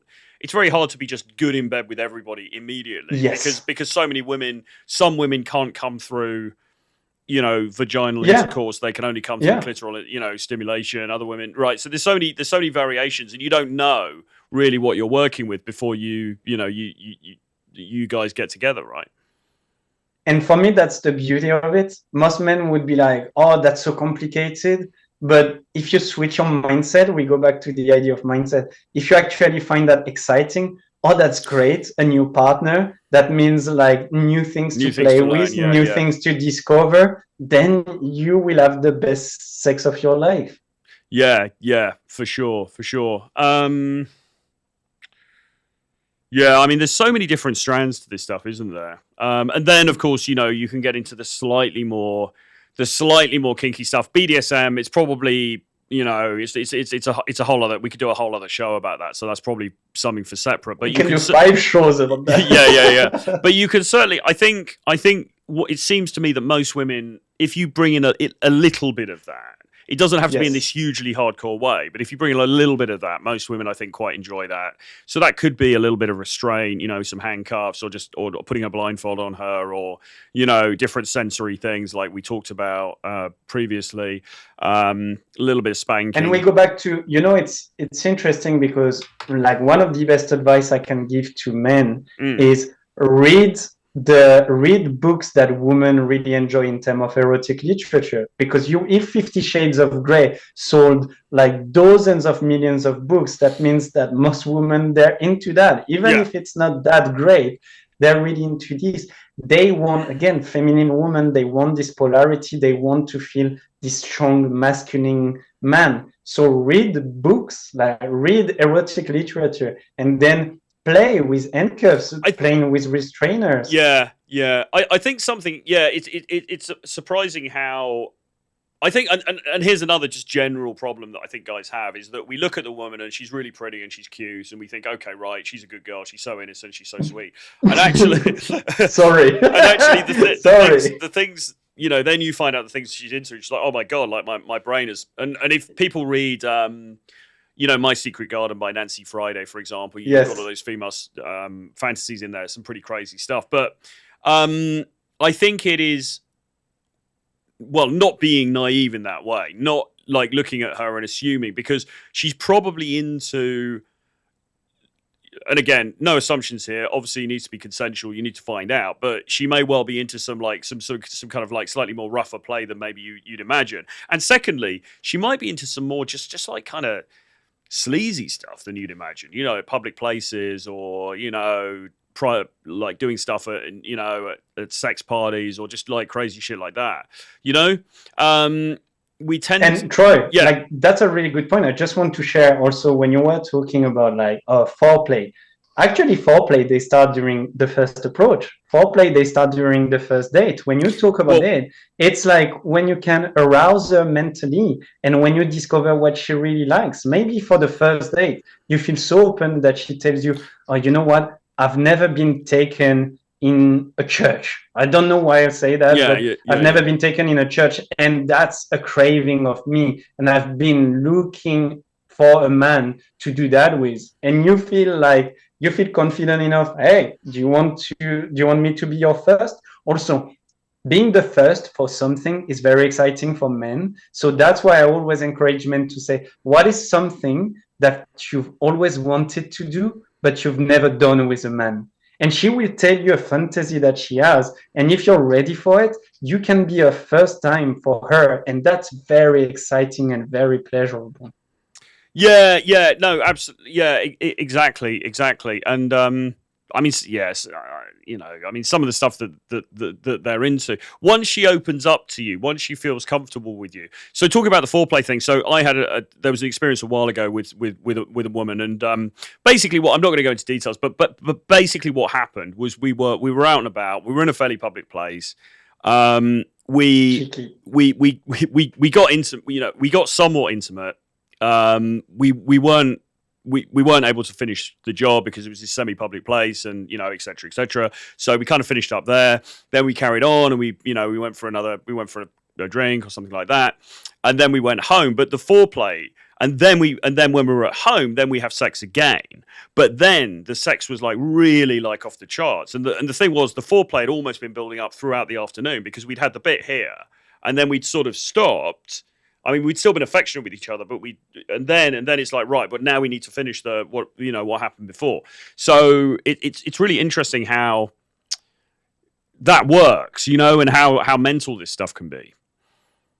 And it's like, for men who can show a bit of restraint, that's also one of the sexiest thing for women. It's like when you're in a bar, for example, and you're in a dark corner, and you start to touch her, or you lift her skirt and you play with her, and she expects you to go furthermore, and you say, no, not now. We're gonna wait a bit.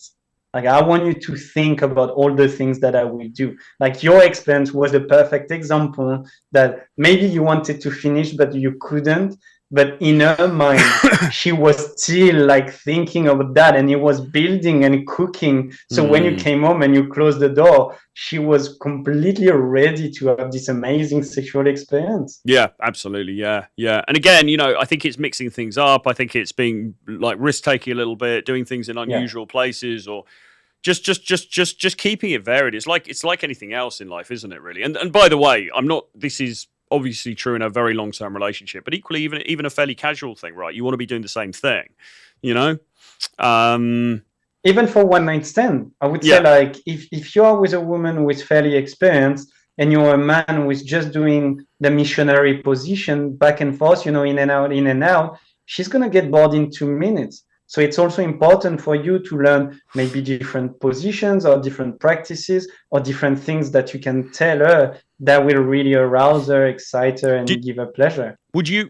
I mean, of course, it's different for every woman, but do you have any particular sort of like key positions that you think are guys should have in their back pocket? You know, that are sure. Yeah.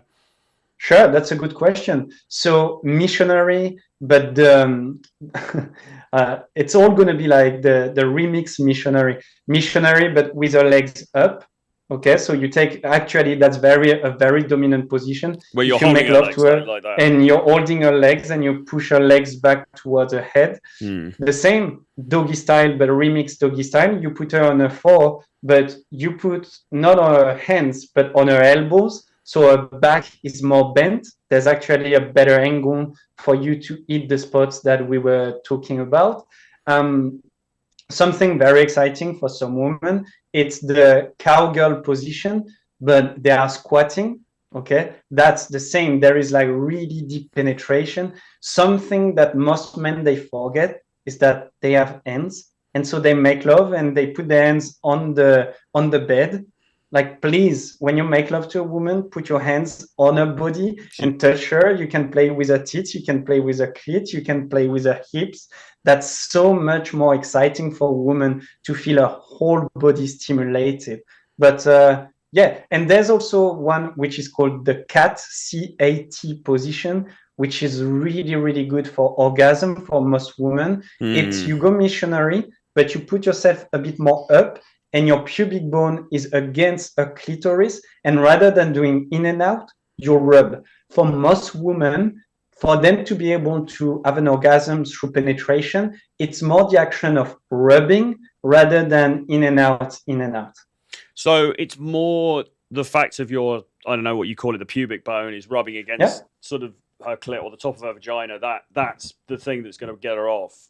And so, okay, that's interesting. Also, so Troy, like for some women, they would prefer that you take your cock and you rub it on her clit, and she will have an orgasm rather than you going in and out, in and out, in and out for half an hour and not having the right stimulation. So rubbing and playing like that with different parts is a go-to if you want to share a lot of pleasure. So with the cat, is it so how, I'm just trying to think it through, because I think I've done this, but I'm just trying to think how it works. So instead of, you said you're slightly higher up, as far as your body's concerned. So is your cock is like, your cock is angled. Yeah, your cock is angled and your pubic bone is rubbing against her clit. For the cats, think about, you put yourself in a missionary position, but you go as up so that her head, she can kiss your neck. You know, usually like missionary, you're looking at her like eyes to eyes. But then if you go a bit like up like that, she can kiss your neck, and then it's the right angle. So then the cock is then with it right inside anyway, and it's not like that's coming out. It's more like this movement. It's more like exactly. This movement here. Yeah. Okay. And you're stimulating the G spot. You're stimulating the whole anterior part of the vagina, and you're stimulating the outside of the clitoris. And this is really, really exciting for some women. What about some women who don't like to have, or they find it uncomfortable to have fingers put inside too much? I mean, is it just you have to work with each woman depending on what she likes, what she doesn't like? I would ask her, because that's something that most women who are not comfortable with a practice in general, it's because they had a bad experience in the past. And we can talk about anal sex, for example. A lot of women, they are not into it because a guy before tried to rush things. So one thing that I would always say is to ask, oh, why don't you like it? Oh, because I was with a guy and that was very painful. Yes. Okay, but what if you were with a very experienced gentleman who can show you that it can be pleasurable? We can try, and you can say no when you want to, but I can bet that if you're with the right man, you would enjoy it. And most women actually would be like, okay, if you take your time and if you're sure that it's going to be pleasurable, but I want you to know that if I say no, I say no. Yes, of course, I respect that. But then let me show you that you can enjoy it. And look, you're showing your dominance, you're showing your sexual confidence right there as well. So it can help the woman to ease into this practice. And if she says, no, I don't like it and I never want to do it, okay, fair enough. Let's find something else to play with. Yeah. I mean, do you think sometimes with some of this stuff, sometimes it can be too sensitive too soon? I mean, certainly like clitoral stimulation, like that can be I guess it depends on how hard you go and like at what sex, you know. But sometimes you need to.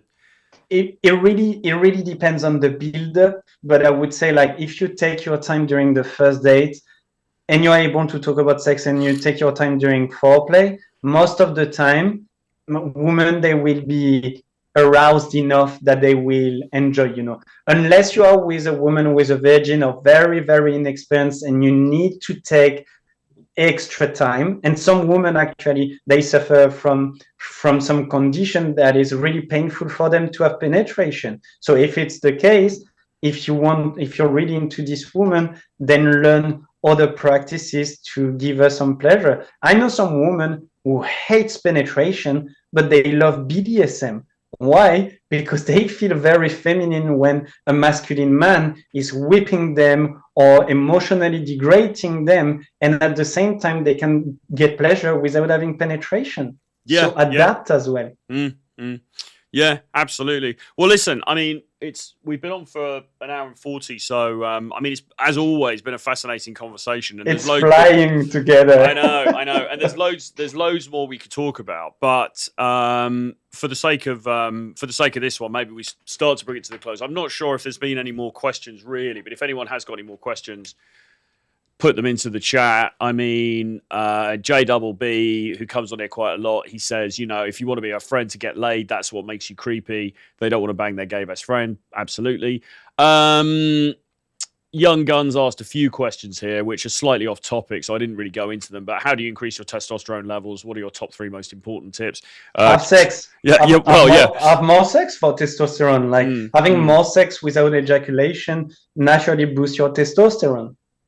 Yeah, and then JBB says, I know you shouldn't shit where you eat, but the workplace is great for attracting women. It's worked for me for many times. Not until later I realized it's because of who I am at work. Well, I mean, whatever works, man. I mean, I wouldn't recommend that guys are rizzing it up at work all the time for obvious reasons. But I mean, if you meet, I mean, yeah, you know, people still do meet at work. If you meet somebody, it's pretty obvious you guys are into each other. Then I'm sure. I mean, you know, just be aware of any potential consequences. Look, I'm French, and in France, but it's true. The biggest place for people to meet and to have sex is actually at work. It's still at work. I know it's in the US, it's a big no-no, but in France, it's like still quite big, actually. Yeah, I mean, I think it's less. I mean, well, it depends what you mean. I mean, I think I would imagine quite a few people still meet like sort of marriage partners and stuff like that at work, but it's because of just like the political culture, you know, and all that. I think it's become a bit more of a thing because people are just worried about getting reported to HR and stuff. But I think the reality is, you know, you're not. I wouldn't recommend using it as a place to go around and try to, you know, like, as a place to do game. But if you meet somebody there and clearly you guys have got a vibe together, you know, you can say, hey, listen, you know, we can, why don't we meet for coffee one time and do it outside of the workplace, and you should be fine as long as you're not misreading the signals. But you know, I wouldn't do it. I would do it when you're getting fairly clear signals. I wouldn't do it, you know, just go around chatting people up and try, because then you can land yourself in trouble. Totally agree. But one thing I want to add on that note, Troy, and you know my position on that. The problem is that if we say, oh, you can't do it at work, some people, they say you can't do it in the street, that's sexual harassment. You can't do it in bars, that's sexual harassment. Well, where do you want to meet people actually? Do we have to have a room when we write down, okay, I'm open to talk about sex, or I'm open to meet some people? No, you want to be a real human being with real human social connections. So for me, there's no no-go zone in terms of dating and talking about sex. Be aware of it, be mindful, be conscious. But for me, you can do whatever you want. Like if you start to stop yourself, you won't live your life the fullest. So it's also important, you know, like the work we do together, it's to help men and women to start to live a full life, to start to live their life the fullest. It can be sex, and look, in terms of sex, that's one of the biggest taboo on us. But once you realize that you can talk about sex, that you can be sexual, and you can have great sexual experience, your life completely changed. Yeah, I mean, no, you're fair enough. I mean, point well made. It's you know, unfortunately, I was thinking more about just, oh, you know, in case you get into trouble and blah blah blah. But I think the reality is, even today, as long as you're not being ridiculously, you know, doing some ridiculous shit, you should be fine in most circumstances. And I do agree. I mean, you know, it's perhaps we need to push back more on the, you know, a culture where it is increasingly becoming difficult to talk to anybody anywhere, you know, which is ridiculous, because then you hear Chris Williamson giving a stat. I think it was something like 86% of women say they wish they were approached more. So, well, how does it add up then, you know? And at the same time, more than like 30 to 50% of men under 30, they didn't have sex for the last year. Yeah. So like you hear like, oh, you should do more babies, but then, oh, you shouldn't approach women. Well, the math doesn't add up right now. Yeah, it really doesn't. And I mean, these are the wider problems that we've built up in society, because there's this idea of like safetyism, where nobody can ever feel at all uncomfortable at any point, otherwise it's this complete disaster. So therefore you can never go and talk to a woman in case, you know, she feels slightly uncomfortable as a result of that, which is okay. That's one side of it. But the other side of it is that it means that it's harder and harder for people to meet organically. And now we're having, you know, problems with the birth rate, problems with increasing virginity, you know, loneliness epidemic, you know, there's so many societal issues that are sort of coming about downstream of that. So, yeah, I mean, you know, we're not going to solve it in this on this live stream, unfortunately. But I mean, we can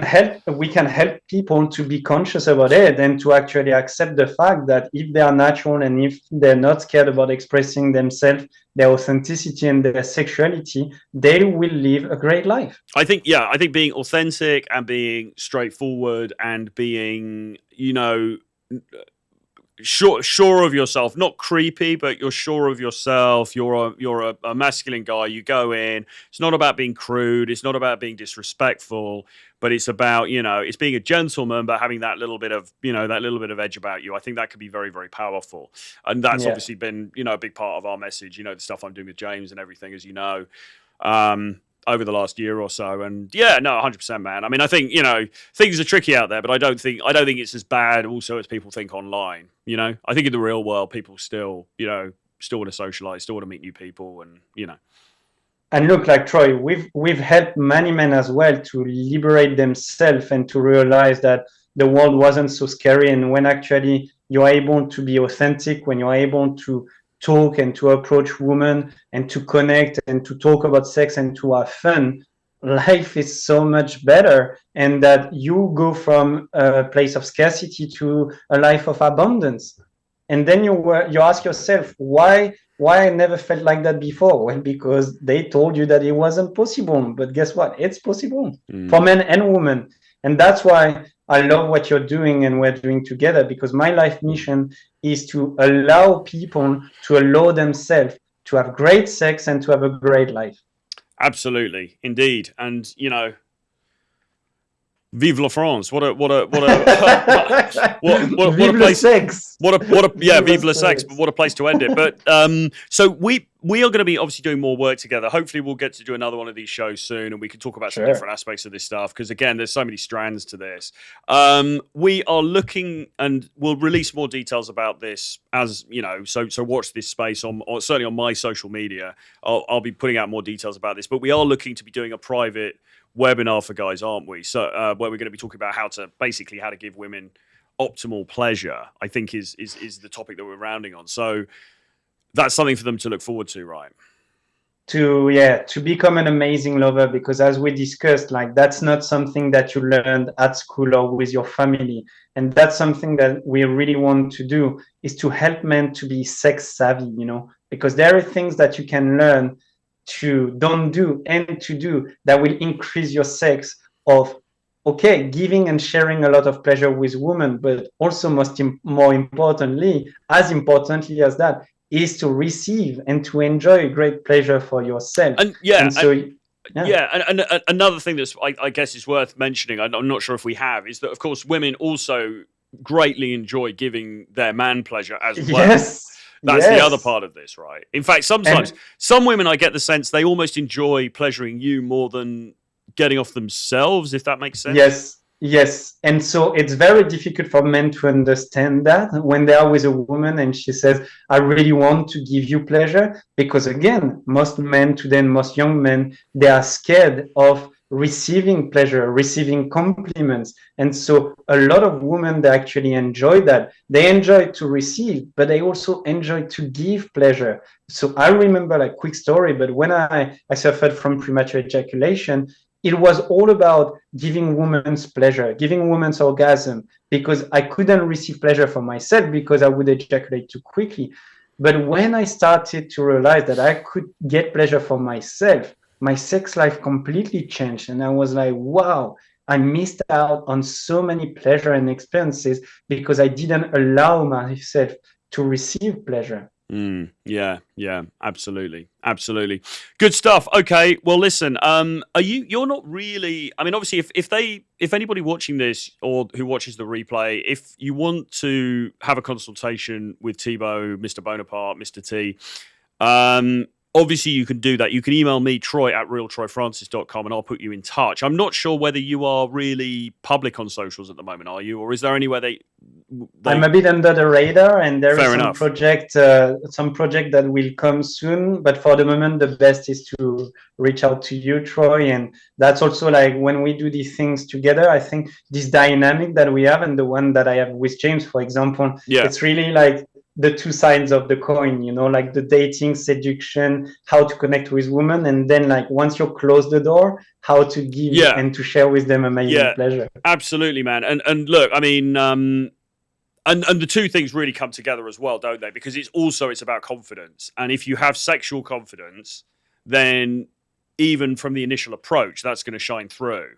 And sometimes also, I don't know about you, I've heard about guys, I've probably done this myself in the past, actually. You go on a date and you're so unconfident about what comes next, what's going to happen in the bedroom, that you don't, even if she gives you kind of an open goal, you don't take it, you don't take her home because you're scared, and then you've lost her, right? So sexual confidence, or having some competency in this area, is so important even before you get to the bedroom. And so, yeah, totally agree. And that's why also like the project that we have together about teaching men how to be really good in the bedroom, it's a key component of being confident approaching women. Because most men, they do the mistake, they learn about game or seduction, but once they, okay, like now the woman is, okay, let's go home now. And they're like, oh my God, what do I do? You know, I don't know what to do in the bedroom. But if you learn first what to do in the bedroom to be a great lover, then it's much more easier for you to learn the game or to learn how to seduce women, because you know that you can take them from the first approach to the first date to in your bedroom. Absolutely. Absolutely.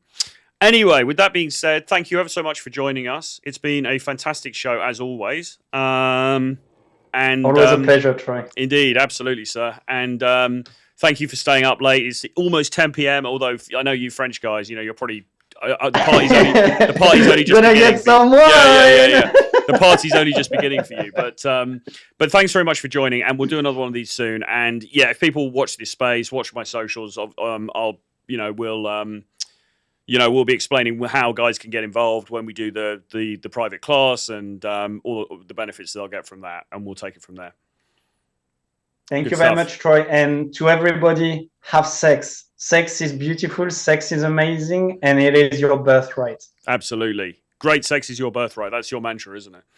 Yes. Good stuff, man. All right. Thanks very much. We'll speak soon. All right. Cheers. Bye-bye. Okay, well, there we go. So hopefully you got a lot out of that. Great show with Thibaut. He's a great guy. He really knows what he's talking about as far as all of that bedroom stuff is concerned. So we'll be getting him back in again soon to answer more of your questions. Thank you for joining me live. If you're watching this on the replay, thank you for watching it, of course. And please do give me a like on the way out. Subscribe to the channel, hit notifications, and if you think this could help anybody out, you know, you got friends or you got people that you know, and maybe they're suffering with a lack of confidence in this area, please share this with them, and put it on your socials as well. That would be really helpful to grow the channel and also to get the information out there. Anyway, with all that being said, thanks very much everybody for joining, and I will see you again very soon. Bye-bye.